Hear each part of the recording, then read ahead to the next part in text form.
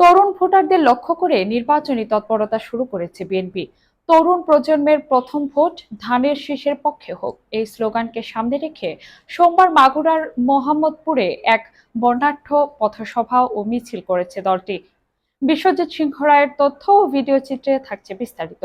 ত্রয়োদশ জাতীয় সংসদ নির্বাচন ঘিরে মাঠে নেমেছে বিএনপি। সোমবার ২১ জুলাই বিকালে মাগুরার মোহাম্মদপুর উপজেলার রাজাপুর ইউনিয়ন বিএনপি অঙ্গ ও সহযোগী সংগঠনের উদ্যোগে বর্ণাঢ্য পথসভা ও মিছিল অনুষ্ঠিত হয়েছে। তরুণ প্রজন্মের প্রথম ভোট ধানের শীষের পক্ষে হোক, এই স্লোগানে রাজপাট মাধ্যমিক বিদ্যালয় মাঠে আয়োজিত সভায় দুপুর থেকেই নেতাকর্মী জমায়েত হতে থাকেন।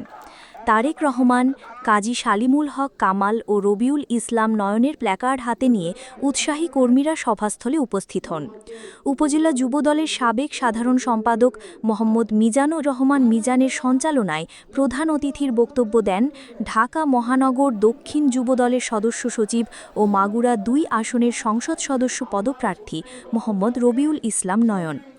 পদসভায় আরও উপস্থিত ছিলেন উপজেলা বিএনপির সাবেক সভাপতি গোলাম আজম সাবু, উপজেলা পরিষদের সাবেক চেয়ারম্যান জাহাঙ্গীর আলম খান বাচ্চু, উপজেলা বিএনপির সাবেক যুগ্ম আহ্বায়ক অধ্যাপক এস.এম. ইউনুস আলী, রাজাপুর ইউনিয়ন বিএনপির সাবেক সভাপতি শামীমুল হক শ্যামল মৃধা, উপজেলা ছাত্রদলের আহ্বায়ক নূর আমিন শিকদার সজীব, সদস্য সচিব মোহাম্মদ রজব আলী, কলেজ ছাত্রদলের সভাপতি শামীম শিকদার ও সাধারণ সম্পাদক পিয়াল হাসান প্রমুখ।